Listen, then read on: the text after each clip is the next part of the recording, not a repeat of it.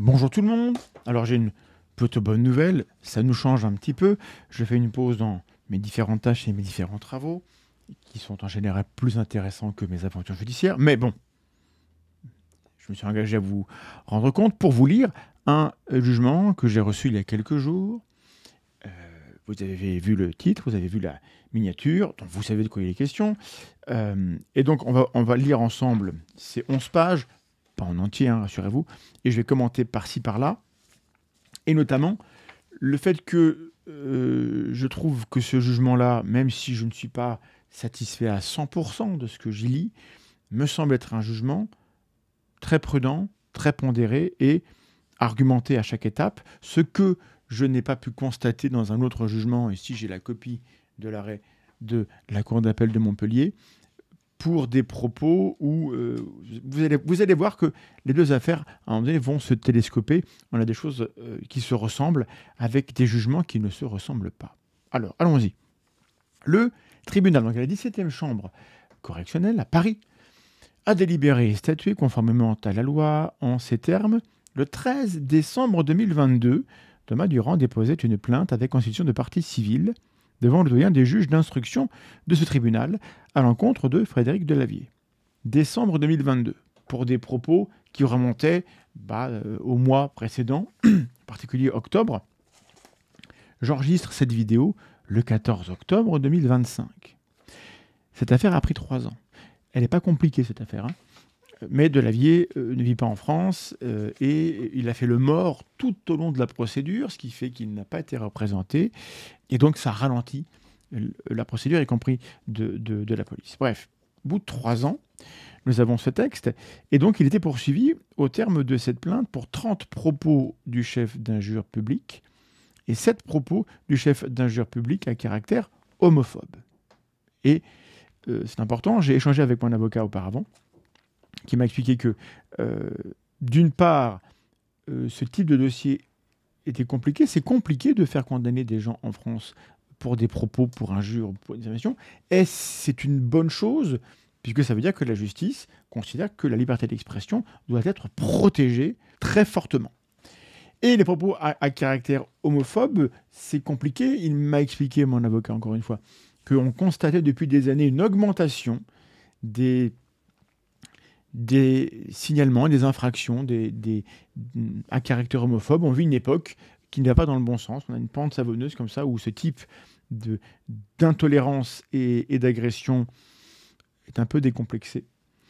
Et en même temps, on n'a pas d'augmentation des condamnations parce que le problème qui se pose, c'est que ce type de propos à caractère homophobe, il faut qu'on puisse démontrer de manière suffisante l'intention et le fait qu'on est agressif en raison de cette orientation sexuelle réelle ou supposée. Et ça, c'est compliqué à démontrer. Et vous verrez que sur les 7 propos, la majorité n'ont pas été retenus. Mais quand même, il y a eu condamnation. Un constat que le ministère de Justice s'était joint portant sur des vidéos publiées entre le 5 juin et le 12 novembre 2022. Une information judiciaire était ouverte le 28 mars 2023. Informé par courrier par le juge d'instruction que sa mise en examen était envisagée, Frédéric Delavier adressait un courriel au magistrat le 1er septembre 2023. Il exposait que, je cite, la secte des zététiciens était à l'origine de préconisations dangereuses en matière sportive. Il disait avoir contacté Thomas Durand pour lui signaler qu'il avait laissé des personnes dangereuses intervenir sur sa chaîne YouTube et qu'il avait été insulté en réponse. Il précisait avoir été victime de diffamation par Thomas Durand dans le cadre d'une cabale, entre guillemets, pour lui nuire. Il soulignait ne rien avoir contre les homosexuels. Le 16 janvier 2024, le juge d'instruction ordonnait le renvoi de Frédéric Delavier devant le tribunal correctionnel pour les infractions et propos indiqués ci-dessus. L'audience correctionnelle s'est tenue le 10 juillet 2025. Oui, comme le temps passe. L'affaire a été mise en délibéré au 10 octobre 2025. On est le 14, voilà. Donc là, c'est une copie de travail.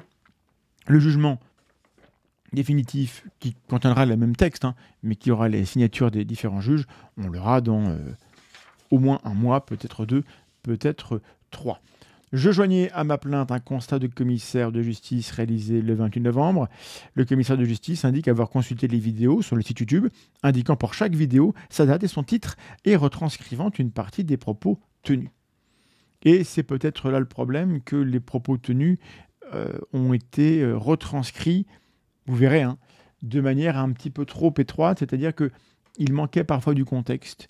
Et les propos, les juges, qui eux n'ont pas pris le temps de voir les vidéos, et je le comprends, parce que leur travail consiste à regarder ce qu'on leur donne comme document, ont estimé qu'ils n'étaient pas en mesure d'établir avec certitude que la personne visée par la phrase, c'était moi.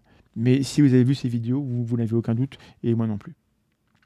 Donc, on revient avec le mail envoyé par Delavier le 1er septembre 2023.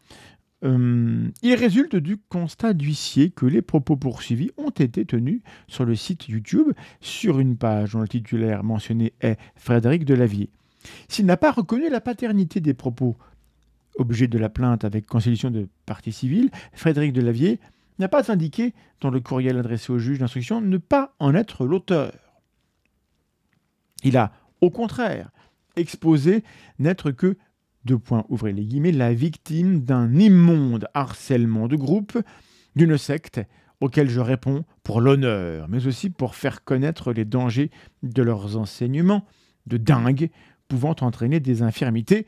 Ces éléments permettent d'établir que Frédéric Delavier est l'auteur des propos poursuivis. Page 3, sur le caractère injurieux des propos.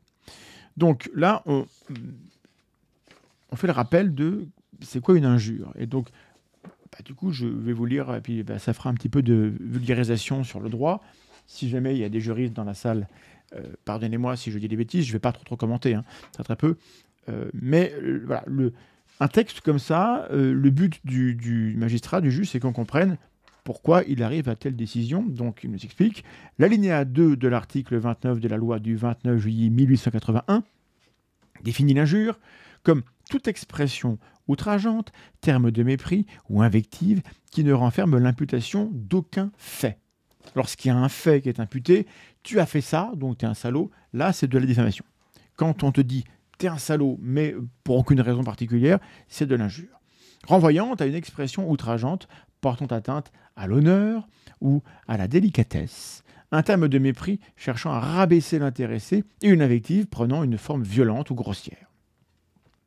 L'appréciation du caractère injurieux du propos relève du pouvoir du juge. C'est toute sa prérogative. Elle doit être effectuée en fonction du contexte, en tenant compte des éléments intrinsèques comme extrinsèques du message, de manière objective, sans prendre en considération la perception personnelle de la victime. Ne pas prendre en considération la perception personnelle de la victime. C'est-à-dire que si vous me traitez de gaucher et que je considère que c'est une injure, le juge pourra me dire à moi, écoutez, vous n'êtes pas content, mais ce n'est pas injurieux que de vous le dire. Et là, il y a une différence avec le harcèlement. C'est que dans les affaires de harcèlement, je trouve que la loi est mal écrite, et ce n'est pas moi qui vous le dis, j'ai parlé avec des avocats qui disent la même chose. Dans la loi contre le harcèlement, quand vous voulez porter plainte parce qu'on vous harcèle, on va vous demander comment vous percevez les choses, en fait.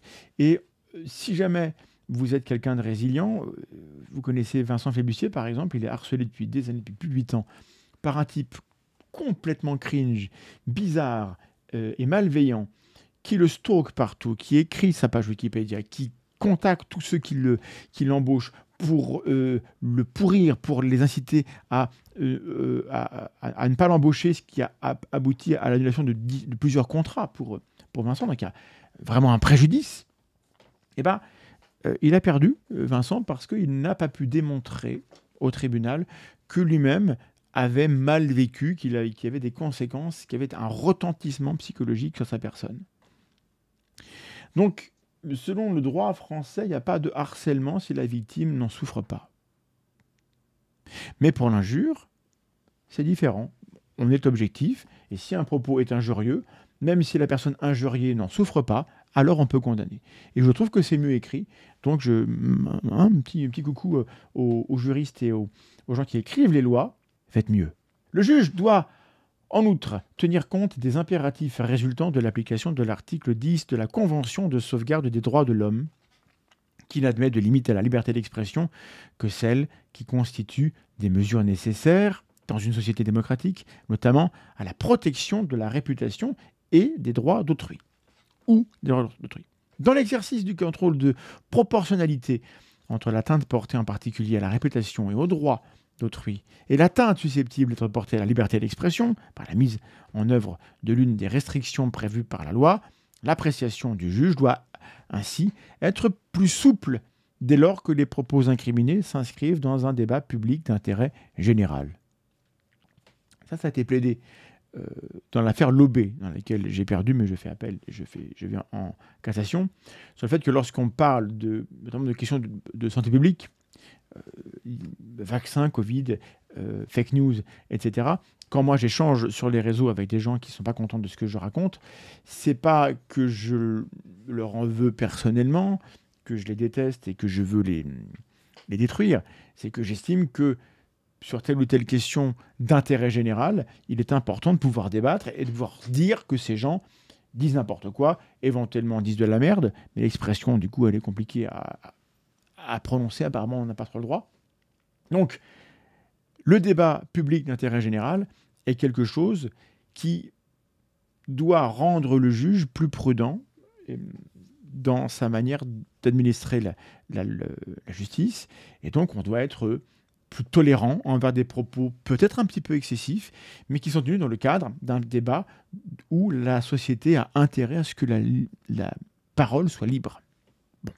Il n'est pas nécessaire, continue le juge, pour que l'injure publique envers un particulier soit caractérisée, que la personne visée soit nommée ou expressément désignée, mais il faut que son identification soit rendue possible par les termes du discours ou de l'écrit, ou par des circonstances extrinsèques qui éclairent et confirment cette désignation de manière à la rendre évidente. Le fait qu'un cercle restreint d'initiés ait pu l'identifier est suffisant à apporter la preuve que celle-ci était visée par les propos litigieux. Et là, cette phrase-là, avec laquelle je suis parfaitement d'accord, c'est là où j'estime que les juges n'ont pas respecté totalement cet engagement, dans la mesure où il y a plein de propos où je pense qu'on répond à ce critère et ils ont considéré que non, on ne sait pas trop à qui ça s'adresse. Et donc, je ne suis pas satisfait, mais la justice n'est pas là pour me faire plaisir, donc c'est pas très grave. Sur l'identification de la personne visée par les propos, continuons. Le commissaire de justice expose en ouverture de son constat « J'ai consulté toutes les vidéos suivantes du 5 juin au 12 novembre, au cours desquelles j'ai relevé les propos suivants. » Il retranscrit ensuite pour chaque vidéo partie des propos tenus. Il s'agit, selon les extraits, d'une phrase ou de quelques phrases. Le commissaire de justice n'a toutefois pas joint un enregistrement de ces vidéos, ni procédé à leur retranscription dans leur intégralité. Pourquoi ? Et là, c'est mon avocat qui m'a conseillé, c'est que quand on fournit pléthore et pléthore de données, quand on donne tout, si on avait retranscrit, je sais pas, les 5 ou 6 vidéos, les 12 vidéos, pour un total de 90 pages, j'en sais rien, le tribunal aurait pu considérer qu'on n'y comprend plus rien, il y a trop de choses. Donc on a choisi de cibler les propos qui, selon nous, étaient en soi suffisants et étaient constitutifs de propos qui méritaient d'être poursuivis. Les propos sont cités de manière isolée, ne permettant pas d'opérer des liens entre eux, ni de déterminer le contenu des phrases précédant un propos pour déterminer quelle est la personne évoquée à ce moment de la vidéo. D'accord, donc là le juge se plaint qu'il n'a pas eu assez d'infos. Je pense qu'il faut entendre ça. Ce faisant, le tribunal ne dispose pour certains propos d'aucun élément de contexte intrinsèque ou extrinsèque permettant d'identifier avec certitude la personne visée. Page 4. Dans les propos, lorsque celle-ci n'est pas explicitement désignée ou qu'il n'est pas renvoyé à un groupe auquel elle appartient. Et donc on a sur les 30 propos une liste ici. Sur les vidéos du 19 septembre, du 1er octobre, du 2 octobre, du 4 octobre, du 10 octobre, du 12 octobre et du 17 octobre, ce qui montre un peu qu'il y a eu un peu un acharnement de M. Delavier pendant toute cette période.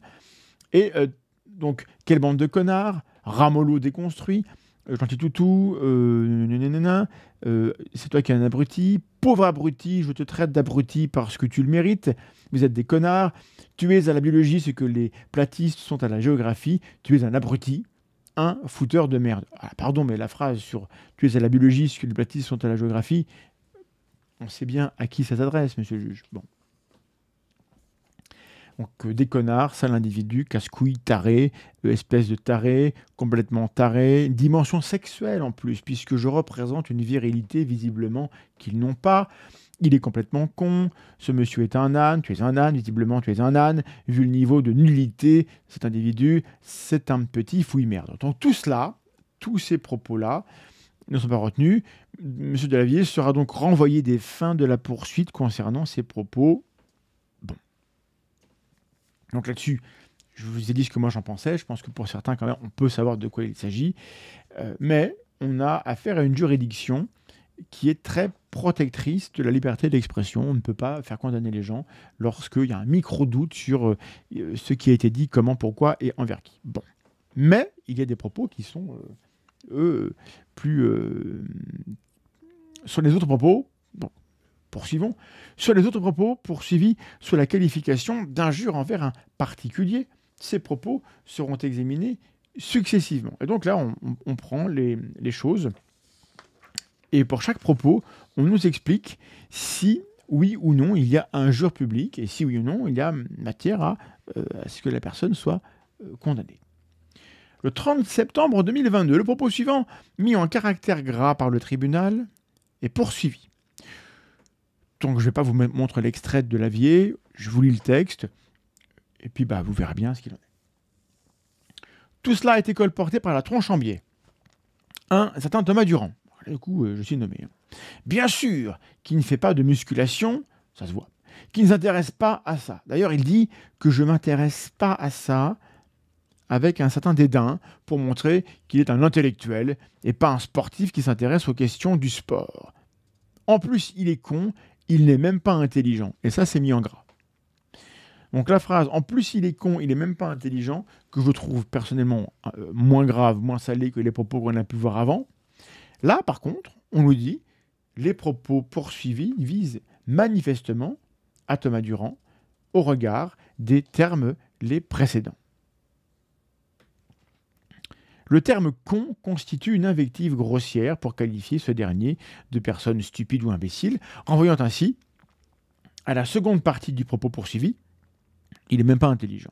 Ce propos est donc constitutif d'une injure, et je le surligne en jaune. Lorsque c'est en jaune, c'est que, oui, c'est une injure. Le tribunal dit banco. Hop, propos numéro 2. Le 2 octobre 2022. Et là, vous verrez que là, on est sur un truc intéressant.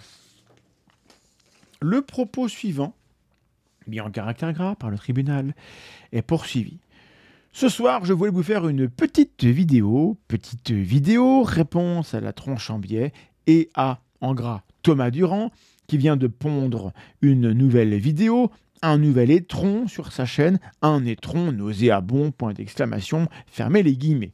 Ce propos compare la vidéo nouvellement publiée par la partie civile à un excrément. Ne visant pas la personne de Thomas Durand, mais ses œuvres, ce propos s'analyse en un jugement de valeur de leur qualité, en des termes excessifs, mais ne dépassant pas la liberté d'expression de Frédéric Delavier. Ce propos ne peut donc être qualifié d'injure au sens de l'article 29 alinéa 2 de la loi du 29 juillet 81. Ne visant pas la personne, mais ses œuvres, ce propos s'analyse en un jugement de valeur sur leur qualité. C'est excessif, mais c'est pas de manière à... ça ne dépasse pas la liberté d'expression. Et donc ce propos-là, il n'est pas retenu dans la plainte. Poursuivons, propos du 4 octobre 2022. Les propos suivants est poursuivi. Thomas Durand est à la science ce que les platistes sont à la géographie. Voilà, donc un taré de première. Le terme taré renvoie à quelqu'un d'un peu fou ou de dangereux. Il est éclairé par la première partie du propos poursuivi, qui compare les compétences scientifiques de la partie civile à celles des adeptes de la théorie de la Terre plate et lui confère une dimension irrationnelle et dénuée de sérieux. L'expression taré de première revient ainsi à qualifier la partie civile de particulièrement folle et dangereuse. Dans un langage peu soutenu, lui conférant ainsi une portée outrageante et méprisante, constitutive d'une injure. Je surligne en jaune. Propos du 10 octobre. Le propos est ainsi libellé, la partie mise en caractère gras par le tribunal étant poursuivie. D'ailleurs, il s'est fait virer de la fac de Nancy leur gourou Thomas Durand. Alors, je vous rassure, c'était l'affaire du cours d'homéopathie. Ça a un petit peu chauffé dans les couloirs. Je me suis expliqué avec la présidente de l'université. Je n'ai pas été viré parce que d'abord, je ne suis pas employé par l'université. Mais ça va, le cours est revenu. Tout va bien, même si j'ai des griefs sur d'autres enseignements. Pour l'instant, on ne me saque pas. Et donc, le tribunal de juger. Le terme gourou constitue une référence à un maître spirituel au-delà des seuls dirigeants du mouvement sectaire. Il peut également être synonyme de maître à penser. Ce faisant, il ne constitue pas une expression outrageante, un terme de mépris ou une invective de l'avier sera renvoyée des fins. Donc là, c'est un échec, c'est rouge. Voilà, une traite de gourou, mais gourou n'est pas une injure pour le tribunal. 12 octobre. Le premier propos retranscrit par le commissaire de justice est le suivant. Monsieur Thomas Durand est complètement débile. Alors, j'ai pas lu la page. Là, je crois que c'est clair quand même. On va voir. Je pense que là, plus clair que ça, tu meurs. Le mot débile renvoie, en des termes péjoratifs et en langage courant, à une intelligence réduite. Il est accentué par le mot complètement, le précédent, pour constituer une expression méprisante destinée à rabaisser la partie civile et constitutive d'une injure. Donc c'est constitutif d'une injure, donc je le surligne en jaune, c'est une petite réussite. Les propos poursuivis. Thomas Durand est un con. Un youtubeur de clash comme cette merde de Thomas Durand, c'est pas de la merde comme Thomas Durand, ont par ailleurs été publiés, selon le commissaire de justice, en commentaire sous la vidéo à la même date. Et vous verrez, là, c'est un peu décevant. À défaut de plus ample précision, il n'est établi que Frédéric Delavier soit l'auteur direct de ces propos. Les commentaires peuvent émaner de tiers publiant des propos dans un espace de contribution personnelle. Sa responsabilité pénale ne peut être retenue en cette qualité. Et là, de toute évidence, le tribunal nous dit qu'il n'a pas vu les commentaires dans leur environnement natif sur le site pour vérifier que c'est Delavier qui les a écrits. Moi, je sais que c'est lui qui les a écrits. Mais il aurait fallu fournir une capture d'écran, une image où on voit que c'est lui qui l'a publié.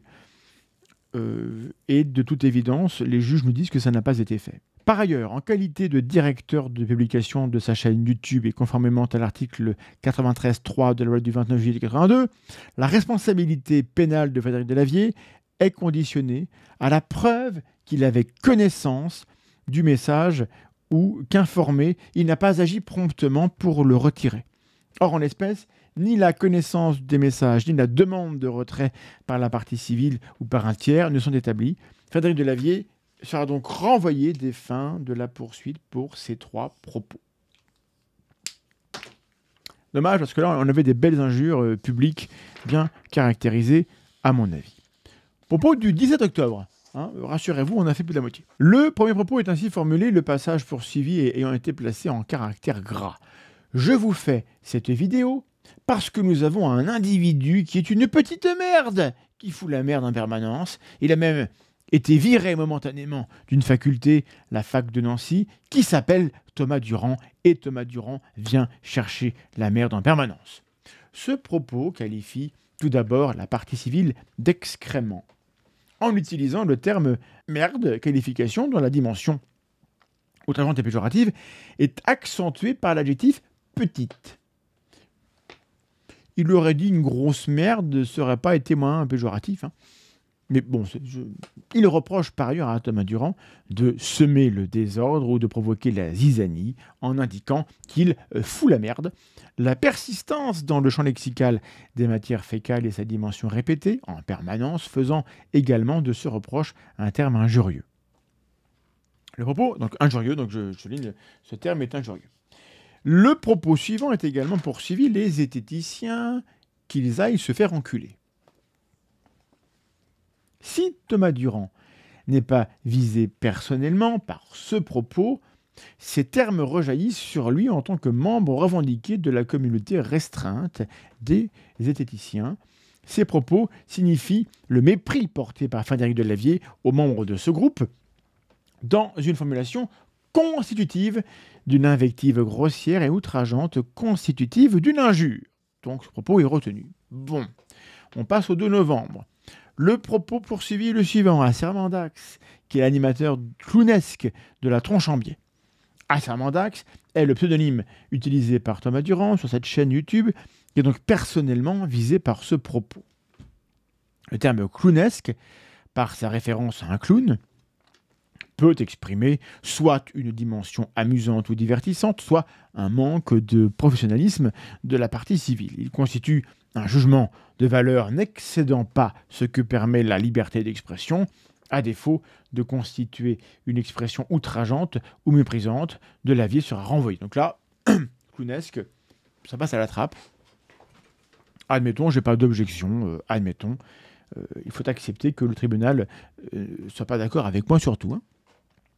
11 novembre 2022, le propos poursuivi a été placé en caractère grave par le tribunal. Quand je vois un contre-argument de Thomas Durand me parlant de teinture à cheveux, je me dis que, en gras, le pauvre individu ne connaît pas grand-chose à la science, qu'il reste à faire des clowneries, du divertissement, qu'il anime des symposiums ou des croisières de seigneurs, mais qu'il évite de faire de la science, ça ne marche pas. Ou qu'il reste au peuplier transgénique, comme le cordonnier doit rester aux semelles. À l'instar des propos précédents, l'expression « faire des clowneries » relève du jugement de valeur. Bref, du coup, c'est la même chose, même jugement, on ne retient pas ce propos comme étant une injure. Le même jour, autre propos, Thomas Durand est en partie payé par l'État, il ne peut pas se permettre de valider des trucs qui blessent les gens ou qui font de la contre-information. Comme si moi, je dis, je soupçonne, je sais pas moi, Thomas Durand d'être pédophile parce qu'on n'entend pas parler d'enfants. Sale petit roquet méchant, parce que le monde français les empêche de réussir. Donc quand ils voient quelqu'un qui réussit, ils voient le miroir de leurs échecs et la Tronche en Biais qui n'a jamais rien réussi de sa vie. Il n'a pas pu réellement s'exprimer qu'à partir du moment où il a commencé à critiquer. Bon, c'est un peu décousu, mais bon, voilà. Là-dessus, le tribunal reconnaît que Delavier ne qualifie pas Thomas Durand de pédophile. Cette phrase, lue dans la continuité de la précédente, ne se veut en effet l'illustration d'une information fausse, contre-information, qui pourrait être diffusée sans constituer une invective à son égard. Dont acte, là-dessus, bon, très bien. On a bien une juridiction qui protège la liberté d'expression. Elle le fait, donc les propos ne sont pas retenus. Et après, on passe à la deuxième série, qui sont des propos à caractère homophobe. Là-dessus, on a un propos du 1er octobre qui n'ont pas retenu, donc je vous le lis directement. J'ai été attaqué par un homme déconstruit, d'ailleurs, par Thomas Durand. Il considère que la déconstruction n'est pas injurieux. Thomas Durand, qui est visiblement grand adepte de la déconstruction masculine, n'a visiblement pas tant de réussite auprès des femmes. Encore une fois, il considère que c'est pas une injure en tant que telle. Le 10 octobre, là par contre, ça se complique. Une espèce de secte de zététiciens qui s'entendent bien entre eux parce qu'ils sont tous ensemble, ils ont un peu une sexualité commune. Thomas Durand se définit comme œuvrant par ses vidéos à la promotion de la zététique, courant de pensée fondé sur le doute raisonnable. L'expression « une espèce de secte des zététiciens » dont le gourou serait Thomas Durand, comme l'indique Frédéric Delavier plus tard dans la vidéo, vise manifestement un groupe restreint auquel appartient la partie civile. Ces propos rejaillissent ainsi sur lui. La référence à une espèce de secte est tempérée par le fait qu'elle a réuni des personnes qui s'entendent bien entre eux parce qu'ils sont tous ensemble, éloignant la référence à une dérive sectaire au détriment de ses membres et relevant de la manipulation pour se rapprocher de celle d'un groupe lié par une communauté de pensée. Là, le tribunal cherche absolument à se débarrasser de l'accusation. Elle constitue Donc un jugement de valeur n'excédant pas les limites de la liberté d'expression. La référence à une sexualité commune demeure peu précise, sujette à diverses interprétations et ne renferme en elle-même aucune expression outrageante, terme de mépris ou invective, donc ça tombe. Là-dessus, je ne suis pas vraiment d'accord. Propos du 4 octobre.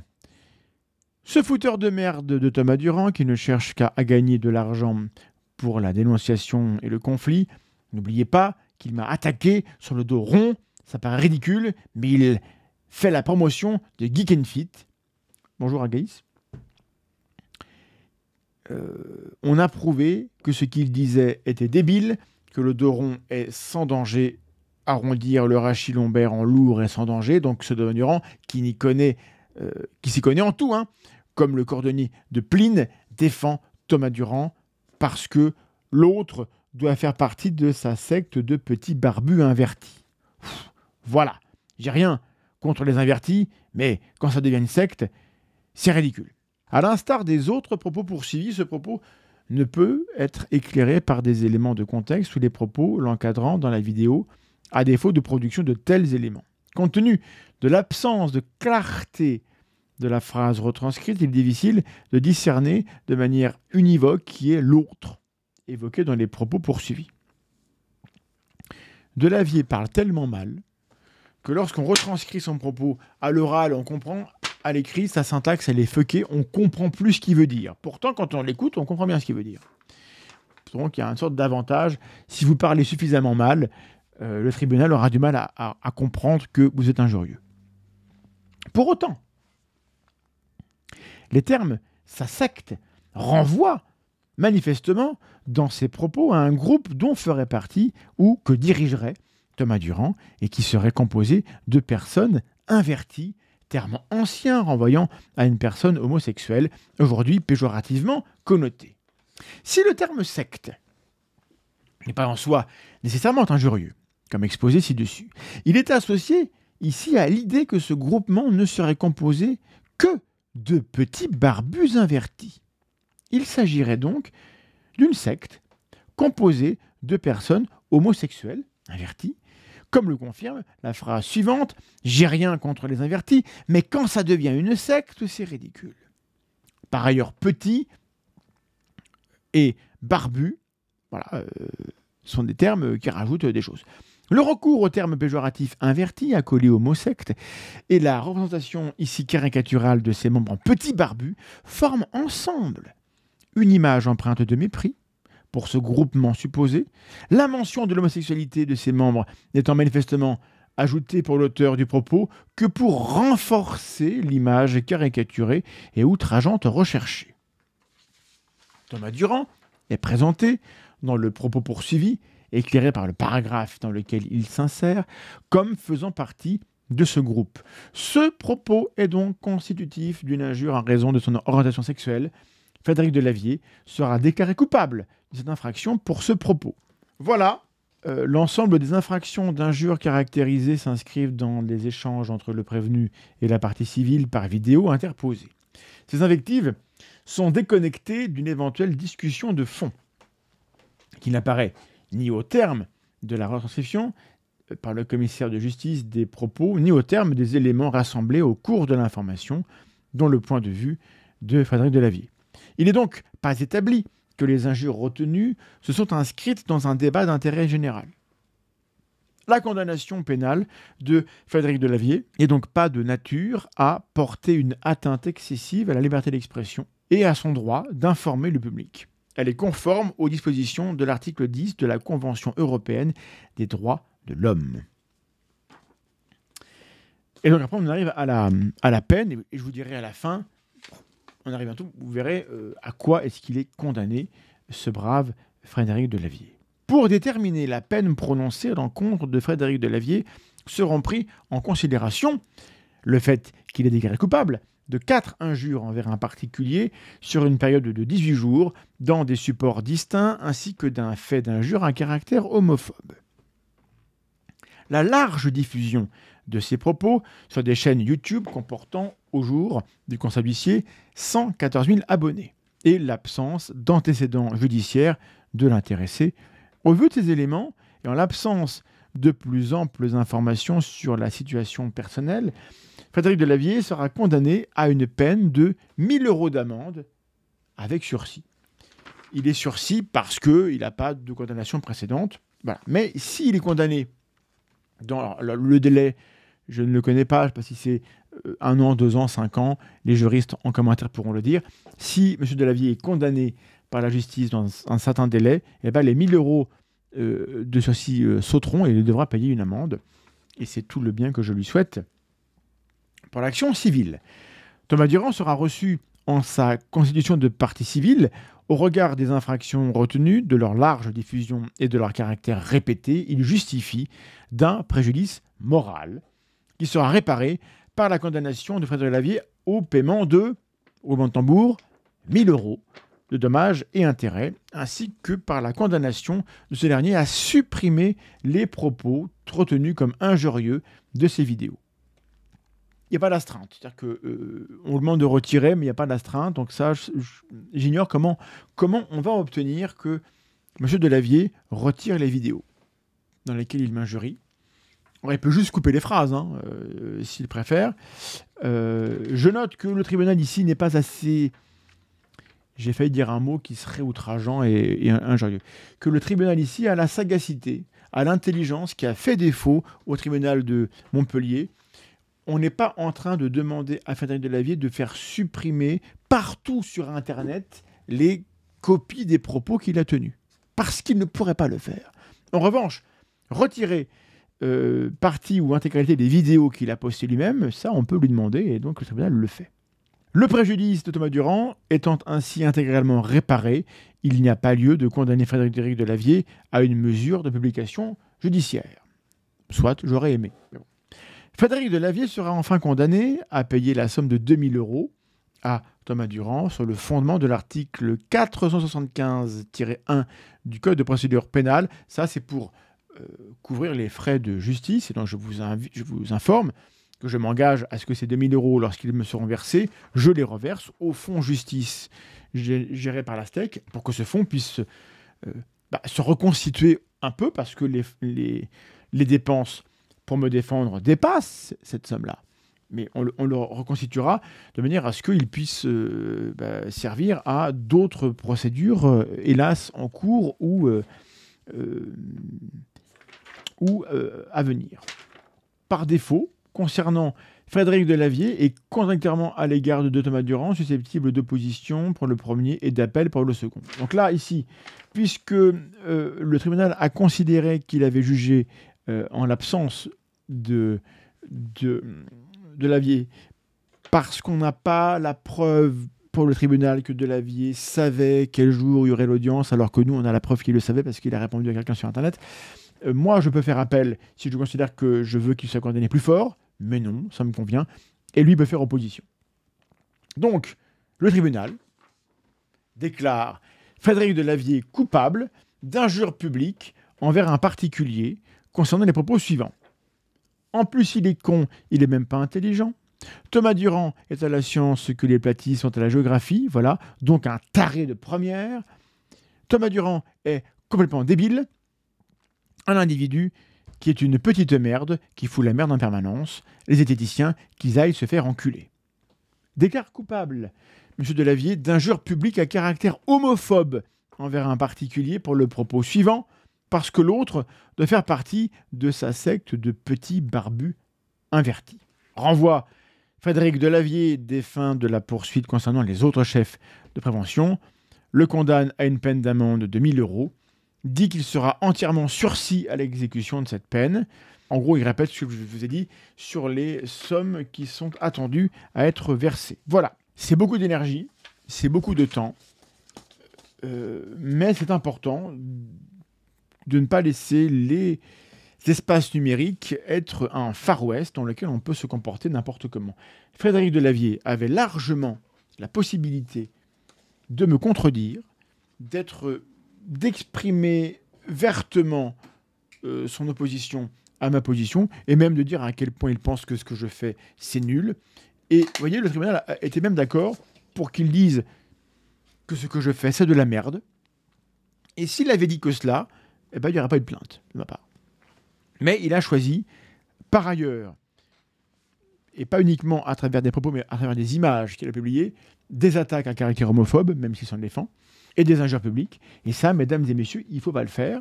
Et donc, moi, je vous annonce que puisque le public qui me suit m'a fait la grâce de garnir un fonds justice pour qu'on fasse un petit peu un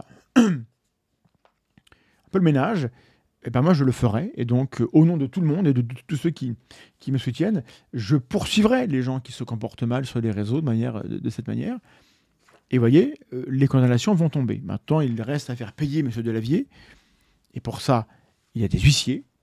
Et comme je m'attends à ce que M. Delavier fasse des difficultés pour payer, alors moi je lui conseille, s'il m'écoute, de payer rapidement. Voilà, parce que sinon, évidemment, moi j'ai des fonds pour payer des huissiers, pour le forcer à payer, et lui devra payer la note en plus des huissiers. Donc il devra payer les 4 000 € plus 1 500, 2 000 € d'huissier en plus. Alors s'il veut faire ça, c'est sa libre appréciation. Mais en tout cas, je ferai en sorte que la décision de justice soit exécutée. Voilà, donc il me semble qu'on peut se réjouir de cela. J'ai hâte de pouvoir consacrer l'entièreté de mon temps à faire autre chose que d'aller dans les tribunaux, mais tant que ce sera nécessaire, je le ferai. Merci pour votre attention. N'hésitez pas à aller faire un tour sur la tronche en biais, regarder un petit peu ce qui sort. Il y a plein de vidéos intéressantes, et notamment le format le bureau du bizarre, où je m'amuse à visiter des pages de l'histoire des connaissances un petit peu étranges.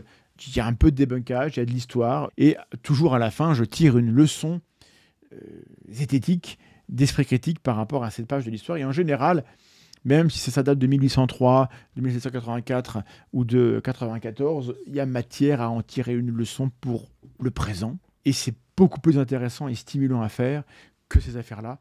Donc merci à ceux qui soutiennent ce travail, et rendez-vous à tous pour les prochaines vidéos, les prochains lives, et notamment pour la nuit zététique 25 octobre, en direct à Nancy, en public, dans l'amphichéno du musée aquarium de Nancy, et en direct sur la tronche en biais et sur la chaîne de l'Aztèque. Des bisous à tous. Merci de partager le travail, s'il vous paraît utile, surtout le travail de Vulga, et à bientôt.